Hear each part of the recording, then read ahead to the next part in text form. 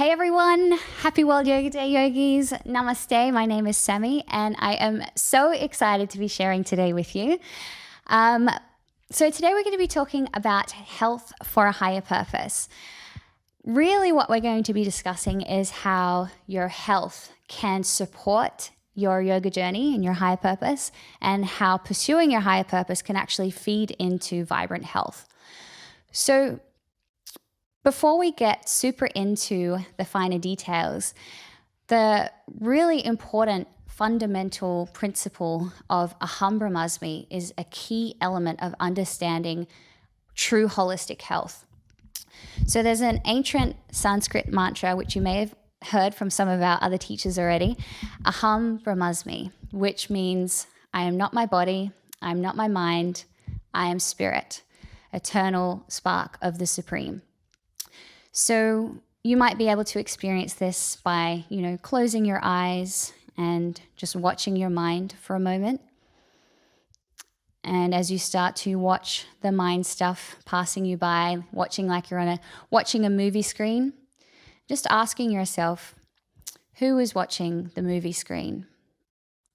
It is you, the perceiver, the spiritual spark seated within the body, observing the mind.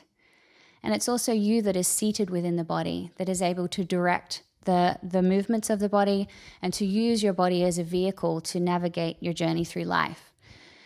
So keeping this in mind, that we are mind, body, and spirit, from a Western perspective, we're pretty clued up on how to look after our body, and we're becoming increasingly more aware of how to look after our mind and mental health. But something that is often a bit vague or misinterpreted or misunderstood is actually how to look after our spiritual health. So it's a really key important of understanding holistic health is how to actually nourish yourself spiritually. And from that principle, we can actually start to experience an increasing state of vitality in our mental and physical health as well. So being able to understand and embrace this yogic scientific truth that we are mind, body, and spirit really leads us to a point where we start to question, okay, so I can look after my physical health. I'm able to look after my mental health to a certain degree. The mind is pretty wild and crazy at times, nonetheless. But when it comes to spiritual health, it's often something that in a Western context, there's a real lack in education of how to actually do that. So when we are lacking spiritual nourishment, similar to when our body is starving and we start to display symptoms of starvation, which can be, hangriness, where we actually feel mentally disturbed because we're so hungry. Physically, we might start shaking. All we can think about is food. We might need to stop what we're doing and absolutely go and find something to nourish our body for those symptoms to mitigate. And same when we experience mental imbalances, when the mind becomes very, very overwhelming. We know that we need to ground the mind through meditation or breathing, anything that's nice and calming. At the opposite end of the spectrum, you may have experienced when the mind becomes a little bit foggy, a little bit sluggish, and we need to do something to clear the mind and activate and motivate our mind. So from a spiritual context, because we may have gone our whole lifetime without any spiritual nourishment, what are the symptoms of spiritual starvation? And those feelings can actually come up as feelings of loneliness, emptiness, agitation, feeling like nothing is ever enough. And you may have experienced this yourself. And why I'm discussing this now is because it's just so important to understand that fundamentally we actually do need spiritual nourishment to really experience unbounded, vibrant, holistic health. So when we start to nourish ourselves spiritually with spiritual practices like you may have experienced already today, such as mantra meditation, some of the yoga wisdom talks as well as wisdom for the soul, acts of service, anything in connection with the Supreme can bring us into a state of spiritual nourishment. And when we start to experience spiritual nourishment, those symptoms of emptiness and loneliness, all the things that drive us a little bit crazy and drive us to actually, binge on food or engage in destructive health patterns, or to neglect our health completely because we feel so purposeless and feeling this really deeper sense of need for something that we can't put our finger on. When we actually do start to apply these spiritual practices on a daily basis, we start to feel grounded in ourselves. We start to feel contentment and happiness, but a different kind of happiness that you get from anything externally in this material world. And just imagine what that can do for your health when you actually feel happy and satiated spiritually, internally. It really helps to actually minimize cravings. It helps to control the senses and reduce our desires and need for external stimulation. And so when you consider that, looking at it from a health perspective, when we are working on creating a well-rounded approach to our health through looking after our physical body, looking after our mind, and also looking after ourselves spiritually, it can be that missing link that helps connect all of the other dots and actually make our health journey a lot easier, because we're not trying to seek out that something missing inside through perfect health. So when we incorporate spiritual practices into our daily routine, even if from a starting perspective, you're adding them to your daily health regime by adding some japa meditation or some kirtan or attentive listening to mantra meditation, this can actually greatly elevate your health regime by not trying to place all emphasis on your physical health regime or your mental health regime. This missing piece of the puzzle can actually be the thing that binds everything together and actually creates a greater sense of internal harmony that makes it easier to keep up with your health practices, because your mind is more peaceful and tranquil. Your physical body feels more relaxed. These practices are actually great stress relief as a byproduct of the contentment that they bring to our hearts. So from a yogic perspective, when we do actually incorporate spiritual practices into our health regime, or seeing it as part of a need for actual holistic health, there is a bit of a double-edged sword there, because not only do we experience that harmony in our health and that peace inside ourselves, the actual practices themselves align with and feed into the path of self-discovery and pursuing our higher purpose. So in that sense, it's really like a golden ticket or your trump card, that not only is it a missing piece of the puzzle for your own physical health and well-being, it can actually really start to elevate your consciousness. It can begin to, remove some of the muddiness of our consciousness, clear our consciousness in order to allow for more insights to come up.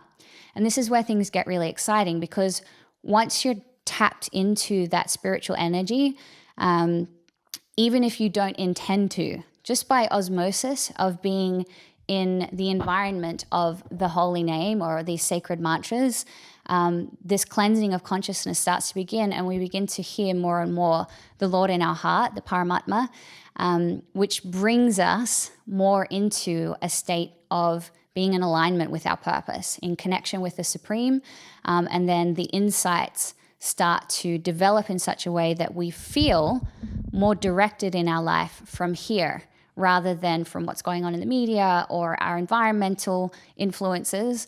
And that, again, in itself, in the bigger picture of talking about our higher purpose and looking after ourselves, the more you invest in these spiritual practices, the less they become a health practice, and the more they become an actual practice that develops your self-discovery, journey and weaves into your understanding of your higher purpose and your revealing of your higher purpose.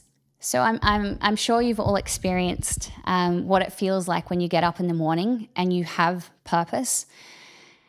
You have a spring in your step. It feels good to get up. You're excited to get going. The tasks throughout your day seem to flow. It feels good to be alive. When you don't have that sense of purpose and you don't have a reason to get out of bed, things get heavy. Even our health practices that we know make us feel good can sometimes just become more and more mundane. And we might get to a point where we think, why are we doing this? Okay, cool, I'm going to get really healthy, but then what? What's the point of good health if I have no purpose in my life? So just by adding these spiritual practices to your life, you are investing in uncovering and discovering your highest purpose. So the process in itself is quite perfect in that way. And the more you invest, the more that will be revealed, and the more you will start to feel that spring in your step as you start to develop that inner guidance. So a way to really embrace our spiritual practices and holistic health in a way that harmonizes with our higher purpose is really grasping and understanding quite a simple concept that can keep us on track and help us monitor and self-reflect to be able to make adjustments on our journey, to continue living a life that creates harmony and supports our higher purpose. And what that's referred to by Krishna in the Bhagavad Gita is the Maha Gunas, or the 3 modes of material nature. So understanding these 3 modes of ignorance, passion, and goodness can actually be a really great foundational approach to being able to contain all this information of health and create a really simple process to move forwards with that complements our spiritual practices and higher purpose without overcomplicating our approach to health. So just very quickly, because this is a really big concept, but also very simple at the same time, without having to get technical about our diet, and this is just as a disclaimer, not the solution to health, disease, or problems. Always, seek medical advice if you are experiencing a medical condition. But for our day-to-day life, if you want to choose a regime that complements your yoga practice and your higher spiritual purpose, the mode of goodness is considered the best lifestyle to live in order to adopt practices that elevate our consciousness as well as keeping our mind and body healthy. So simply put, the mode of ignorance will cover us with the influence of symptoms like dullness, fogginess, self-centeredness, being out of whack with the rhythms of nature. The mode of passion will have us in a full go-getter mode, more, all the stimulants, all the spicy foods, always goal kicking and what's the next thing? So even though forward thinking can still be a little bit self-focused, whereas the mode of goodness really is just an embodiment of the yoga lifestyle. So it's all about, practices in harmony with nature, so eating at morning, noon and night, eating a simple diet of vegetarian foods, trying to eat clean, keeping the body clean, only exposing our mind to media and texts and things that actually support growth and development. So the more we add the mode of goodness to our life by adopting this lifestyle, the more we actually are immersed in and influenced by the mode of goodness. And it's said in the Bhagavad Gita as well that the more we're in this state, the more we are able to hear guidance from within, which is what I was mentioning earlier, and actually be present to hear mindfully those insights and guidance. And all the symptoms that come with the mode of goodness as well are very much in line with the yoga lifestyle, such as feelings of contentment and harmony, and feeling, more open to spiritual concepts, exploring and growing, So while the mode of goodness is able to support our spiritual journey, it's actually not the be all and end all. So if we are not actually aware of that need for spiritual nourishment, we can elevate our consciousness mechanically through, this understanding of the Maha Gunas and the mode of goodness and adopting the yoga lifestyle. We can elevate our consciousness, but to actually grow spiritually and develop spiritually and to move towards and harmonize with our higher purpose, we have to be adding these spiritual practices and developing on a spiritual level.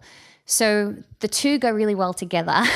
So the mode of goodness lifestyle and adding these spiritual practices will really be like the ultimate approach to, health for a higher purpose. And the wonderful thing about it as well is when you develop your consciousness in such a way through the practice of spirituality and the desire to progress spiritually, it's almost like your health practices become part of your spiritual journey and part of your sadhana, your practice, because really the consciousness is that I'm trying to look after my body and I'm trying to invest in things that look after my mental health in order to support my spiritual development. So I hope this short talk has inspired you to think differently about your health and really consider including spiritual practices in your health regime to support vibrant health, and also knowing that investing in your spiritual practices is also something that's going to support your journey of self-discovery and really finding your higher purpose, which is really, really where real joy and happiness is to be found.